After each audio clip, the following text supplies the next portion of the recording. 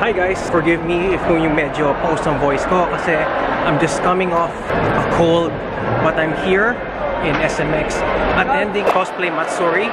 It's the last, probably the last convention for 2018. So by the time lumabas ng vlog na to, this is about 2019, so bahala na, but at least I'm here. So I'm just here to check out the scene since long weekend naman and there's nothing much to do at home. Might as well check the place out.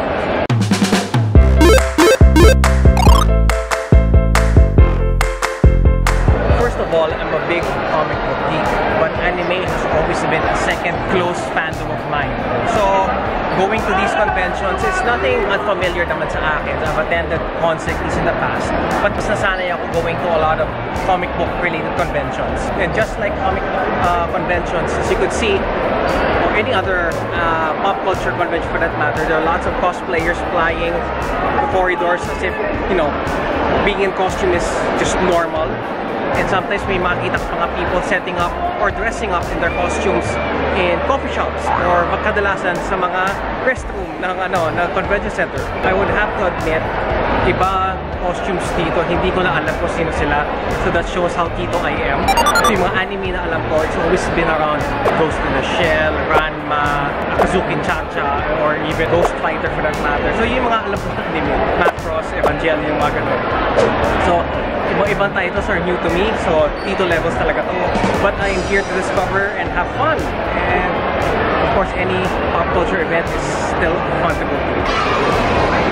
Just like most cosplay events, not just sa Manila, but all around, well, I guess all around the world, pati sa States, Japan, and all that, siksikan ng mga tao. You can see that, you know. So, walking around the halls, you could just see every other person is in costume. Ako nga, hindi ko alam kung sino yung mga ibang characters na yan, pero they all look fun. Yok, sorry. Lala kong boses. Aside from every other person being in costume, the next common feature in every convention, whether it be here or abroad, are cosplay photographers. And you would see them lined up. May mga setups pa nga. For most of them are using handheld cameras, documenting cosplayers, and you know, having impromptu shoots in the convention grounds or outside nearby. Here's one sample of cosplay photographers on location na may dalang setup. Very simple setup. They're using a speed light and a simple stand. Speed light na may shoot-through umbrella. And that already works, actually, for scenes like these. Kasi ito, may art direction na nagaganap. Diba?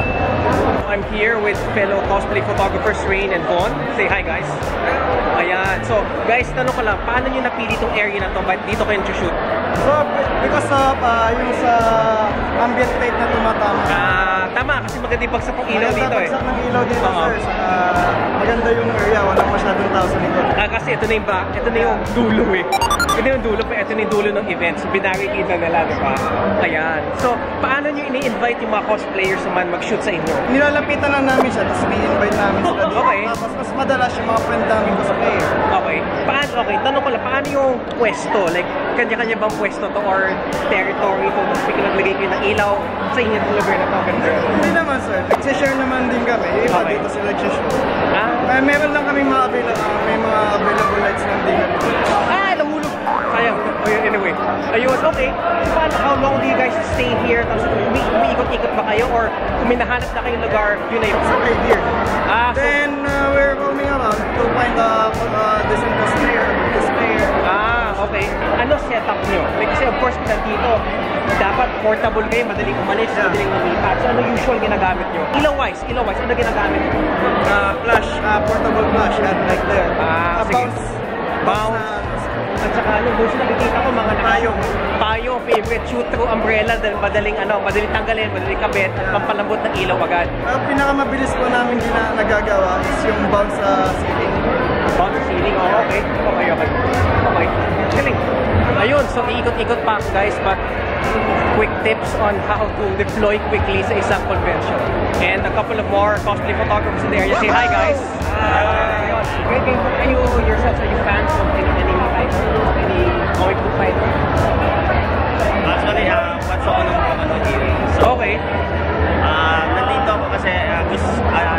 hobbyist photographer and then nakita ko yung mga concept nila dito. So, na-amaze kami. So, pan-day 3 na namin to. So, wow, this Friday pa to. Yes. Oh, yun. Tsagaan nyo guys, nakatampay kayo dito. This was yung cosplayers. Ayun. Timing din, di ba? Depende kasi kung sino yung may magandang costume at mayaya. Di ba? Ayun. At paano ba yan? Kakalan na ba yan ng mukha? Lalapit ka na ba sa cosplayer? Picture tayo? Yes po. Basta may ano. Ang maganda din po kasi nakakakilala ka ng person cosplay. Oo. Okay. Ano sa palagay nyo mga do's and don'ts sa pagtanong ng cosplay? Sa akin, sir, na-experience ko. So, huwag mong sasabihin sa mga cosplayer na ang ganda ng costume mo. Kasi parang feeling ko na-open sila dun eh. So, dapat, yes, sir. So, dapat, ang ganda nyo tignan yan, ma'am. Dapat gano'n. Kasi, ma'am, sir, ang ganda nyo po tignan. Okay. So, ganun yung natutunan ko dito sa inyo. Alright. Nasa full character. Nasa full character. Hindi lang kasi costume. Kasi entire package yan, being a cosplayer. Diba? Kasi, I guess, hindi lang siya basta costume, but they invite the character. Yes. Alright. Okay siya. Good insight, guys. So, it's nice to meet fellow cosplay photographers here. Diba? Yun. Ako dito, nag-vlog lang po ako. Pa lang ako. So, given na shoot kayo sa mga conventions, sa mga events, I'm sure siksikan dito. Kasi siksikan, ang daming tao, nagmamadali tayong lahat. How do you get the proper shot na gusto nyo? Siguro yung settings yung camera kailangan bago pa nagpunta rito. Alam mo na agad yung settings mo. Tama, of course. Saka yung proper lens dapat. Kung ano yung gagamitin, it's either prime or zoom lens. So, yun po. Kasi sobrang dami ng tao. Mahirap ang palitan ng lente in the middle of shoots like this. As you could see, nakapila yung mga cosplayers and there's not much time. Kapag minsan dito yung cosplayer mo, napapalit nila lente, umalis na siya bigla. Hassle, di ba? Ayun. So, yun. Guys, thanks so much for your tips.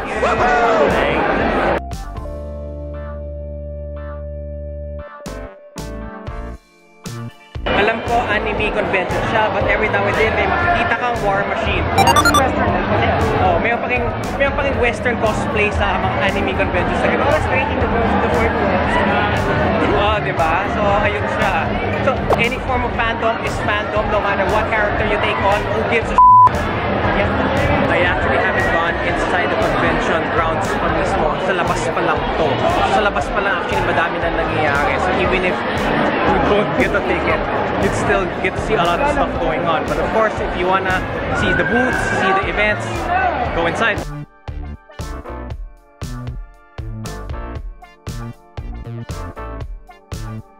Whether it is comic book event or anime event, one thing's for certain, siksikan ng mga tao. So, dapat masanay ka if you are to attend a lot of these conventions on a regular basis. Guys, I'm with Pablo, who's one of the main organizers of Cosplay Matsuri. So, this is our third year of Cosplay Matsuri, and ever since we started, we tripled in size this year. Okay, it's mixed eh. Yeah, so we almost filled up the building. We're the fastest growing anime convention now. Alright, how do you define yung mga fans ng anime sa atin? I think the fans for anime here are some of the most enthusiastic fans in the for sure world. Yeah, they're really energetic. You can check it out. Even in the auctions, they're going crazy for the merchandise. There's lots of things to see, and it's such fun here at Cosplay Matsuri. Ayun, so we expect Cosplay Matsuri to happen here every December. Every December 28th, it's going to be an annual event. Every year it's growing faster. It's improving. There's lots of new things to see. So check it out. This is Cosplay Matsuri. Galing. Alright, thanks Pablo. Okay, thank you. Ayun, so we'll go around back.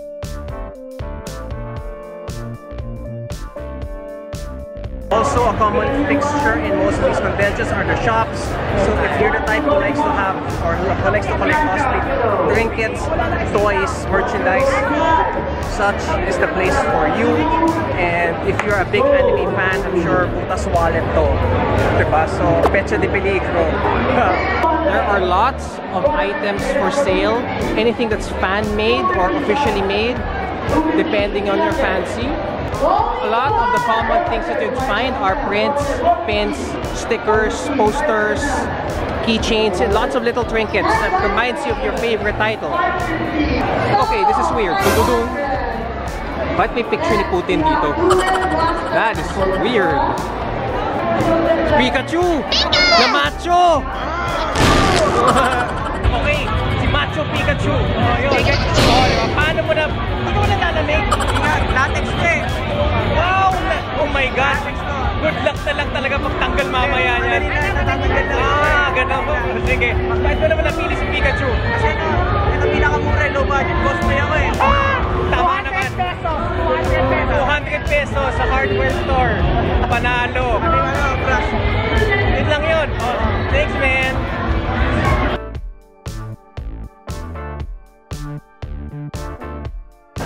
Who's the character you're cosplaying? Actually, I'm cosplaying Mia. Alright. Her sister, Gina's skin from Mobile Legends. And actually, I've been cosplaying since I was in grade 5, so basically when I was 10 years old. Wow! But I don't do it continuously. I just take little breaks, and then after a while, I just find that I miss it, so I come back to it. Alright, so it's been a while since you've cosplayed and now you've come back lang lately lang. Yeah. I see. Alright. Do you cosplay a lot of video game characters or anime characters? Actually, it depends on which character. Okay, so for now it's Mobile Legends.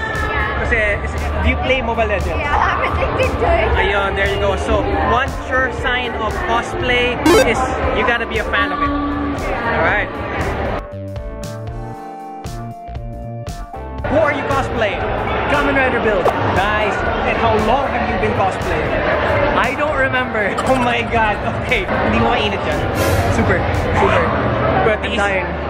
this ganda for the sake of the character. So you have to look good no matter how uncomfortable it would make you. Absolutely. Yeah. Dedication. There you go. Cosplay is dedication. There we go. Who are you cosplaying and how long have you been cosplaying? I cosplay as Black Eva from Overwatch. Overwatch? Okay. Wow. Other skin po niya. Okay. And how long have you been cosplaying? 2 years po. 2 years. Pero nung bata ako, nung high school ako, cosplay ako pero isang beses lang. I see. Okay. Galit na. Oh, yun. Galing. Okay. Ang tito ko talaga, I've been playing Overwatch for a while. I did not know may ganyan palang costume si Diva. Bagong skin lang. Okay. Ang tito ko, nalala mo ko lang kasi si Tracer at saka si Widowmaker. Widow.